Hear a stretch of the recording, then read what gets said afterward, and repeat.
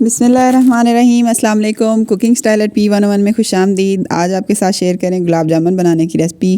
بہت ہی خوبصورت، مزیدار اور بالکل حلوائی جیسے گلاب جامن آپ کے بن کے تیار ہوں گے۔ اس طریقے سے بازار سے کوئی بھی چیز نہیں لانی پڑے گی ہمیں، گھر میں ہی تینوں چیزیں موجود ہوتی ہیں جس سے میں گلاب جامن بنا رہی ہوں۔ چینی، میدا اور کھلا دودھ جو ہم استعمال کرتے ہیں موسٹلی گھر میں، وہ استعمال کر رہی ہوں۔ 1.5 لیٹر دودھ کو پکنے کے لیے رکھ دیا ہے۔ اس کو اس طریقے سے ہم نے پکانا ہے تاکہ یہ گاڑھا ہو جائے۔ اس کا کھویا تیار کرنا ہے ہمیں گھر پہ ہی۔ تھک ہونے لگے گا تو آپ اس کو مسلسل ہلاتے رہیے گا۔ یہ کوئی ایسا لمبا چوڑا پروسیس نہیں ہے۔ کھانا بنانے کے دوران ایک سائڈ پہ سے رکھتے ہیں اور یہ پکتا رہتا ہے، درمیان میں جیسے اس کو ہلکا سا ہلانا ہوتا ہے۔ جب لاسٹ میں اس طرح سے تھک ہو جائے تب آپ اسے مسلسل چمچ سے ہلائیں تاکہ یہ نیچے نہیں لگے۔ مکمل طور پہ ہمیں اسے گاڑھا کر لینا ہے۔ اب چولہا بند کر دیتے ہیں۔ اسے اتار کے ہم سائڈ پہ ٹھنڈا ہونے کے لیے آدھا گھنٹہ پڑا رہنے دیں۔ جب یہ ٹھنڈا ہو جائے اس کے بعد ہم اسے باؤل میں نکال لیں گے۔ باؤل میں نکالنا لازمی تاکہ ہم اس کی مقدار میئر کر سکیں۔ اس کی مقدار کے لحاظ سے ہم چینی اور میدا اس میں بائنڈنگ کے لیے جو ڈالیں گے وہ استعمال کرنا ہے۔ اسے آدھے گھنٹے کے لیے فریج میں رکھ دیں گے اور اب ساتھ میں اس کا شیرہ تیار کریں گے۔ 1.5 پیالی یہاں پہ چینی کی ڈالوں گی کیونکہ 1 پیالی ہمارا کھویا تیار ہوا ہے۔ 1.5 پیالی ہی پانی جائے گا اس میں، جتنی چینی اتنا ہی پانی شیرہ بنانے کے لیے۔ اسے میڈیم آنچ پہ پکنے دیں تقریباً 8 سے 10 منٹ کے لیے۔ کھوئے کو فریج میں رکھے ہوئے آدھا گھنٹہ ہو گیا۔ اب اسے نکال کے ہم میدے کے ساتھ اس کی بائنڈنگ کریں گے، گوندیں گے اسے۔ ہلکا سا ٹھنڈا ٹھنڈا فیل ہو رہا ہے۔ جتنا ہمارا کھویا تیار ہوا ہے اس کا تقریباً چوتھا حصہ ہم اس میں میدا ڈالیں گے۔ جتنا بھی آپ کوئی بھی دودھ استعمال کر سکتے ہیں، گائے کا، بھینس کا، جو بھی آپ دودھ استعمال کر رہے ہیں، اس سے جتنا کھویا تیار ہو رہا ہے اس کو آپ ماپ لیں پیالے کے ساتھ اور اس کا چوتھائی حصہ آپ اس میں ڈالیں میدے کا۔ اچھے طریقے سے اس کو بائنڈ کیجیے گا، گوندیں گے ہاتھ سے۔ 6 سے 7 منٹ کے لیے اسے گوندنا ضروری ہے۔ اگر یہ اچھے طریقے سے گوندے گا نہیں، مکس نہیں ہوگا تو ہماری گولی جو ہے اس کے اوپر کریکس آئیں گے اور فرائی کرتے ہوئے بھی وہ کریکس جو ہیں وہ زیادہ نمایاں اور واضح ہو جائیں گے۔ گولی کے اوپر ہو سکتا ہے بہت ہی مائنر کریکس آپ کو فیل ہوں، لیکن جب آپ اسے فرائی کریں گے گلاب جامن کو تو وہ کریکس کافی زیادہ بڑھ جائیں گے اور بہت ہی برے لگیں گے، خوبصورت نہیں لگیں گے آپ کے گلاب جامن۔ اچھے طریقے سے اس کو گوندیے گا۔ ہم شیرے کو چیک کر لیتے ہیں۔ اس طریقے سے ہم انگلیوں کی مدد سے اس کو چیک کریں گے۔ اگر یہ چپچپا فیل ہو رہا ہے تو یہ پرفیکٹلی بن گیا۔ اس کو سائڈ پہ رکھ دیں گے ڈھانپ کر تاکہ یہ ٹھنڈا نہیں ہو۔ 6 سے 7 منٹ اس کو گوندنا ضروری ہے۔ اس کے بعد یہ پرفیکٹلی بن جاتا ہے آلموسٹ۔ اب اس کی گولی بنا کے اس کو چیک کر لیں گے، اسموتھ گولی بن رہی ہے یا کریکس آ رہے ہیں۔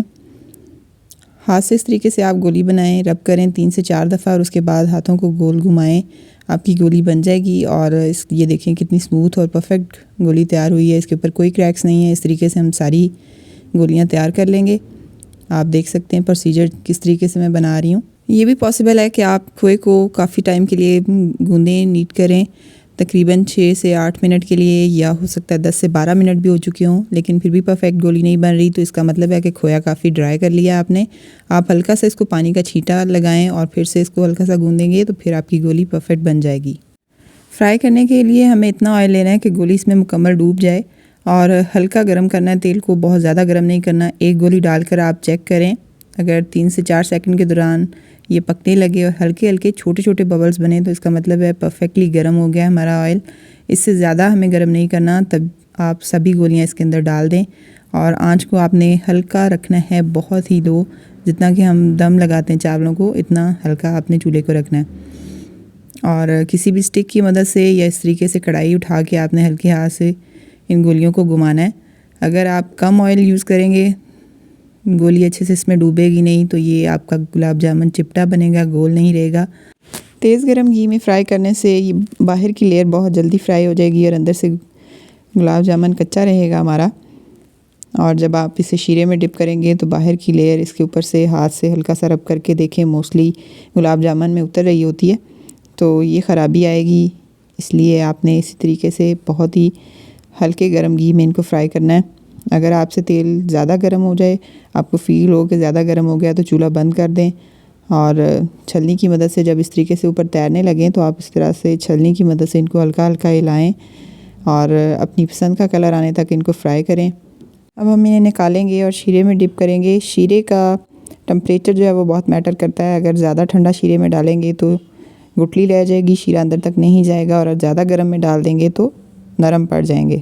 گرم گرم گلاب جامن ہم ڈالیں گے۔ ہلکا نیم گرم شیرہ ہے، چیک کرنے پہ لیوک وارم فیل ہو رہا ہے، سبھی گلاب جامن کو اس میں ڈال دیں اور ڈھانپ کر تقریباً 1 گھنٹے کے لیے آپ اس میں ڈپ رہنے دیں۔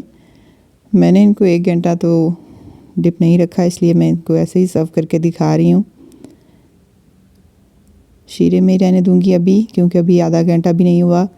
میں آپ کو ویڈیو بنانے کے لیے جلدی سے پریزنٹ کر کے دکھا رہی ہوں۔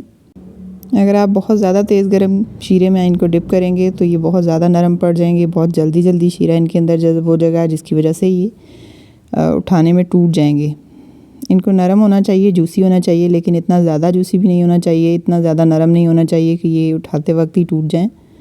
کھوئے اور بادام سے ان کو گارنش کر لیں گے، اور بہت سے طریقوں سے بہت سی چیزوں سے بنائے جاتے ہیں گلاب جامن، لیکن میں پریفر کروں گی، میں آپ کو سجیسٹ کروں گی کہ خالص بنائیں، خالص دودھ سے بنائیں۔ آج کل نہ تو انسان خالص رہے اور نہ ہی چیزیں، کوشش کریں کم کھائیں لیکن خالص اور بہتر اچھا کھائیں۔ تو گھر میں آپ بنائیں گے کھلے دودھ سے، آپ فیل کریں گے کہ ان کا ذائقہ بہت منفرد اور سب سے اچھا ہے، بہتر ہے بنسبت بریڈ کے اور خشک دودھ کے بنانے کے۔ آپ خالص دودھ سے بنائیں، اچھا اور ہیلدی کھانا کھائیں۔ ریسپی کے بارے میں فیڈ بیک ضرور دیجیے گا۔ اچھی لگے ویڈیو تو سبسکرائب کیجیے گا، لائک کیجیے گا۔ اجازت دیں، اللہ حافظ۔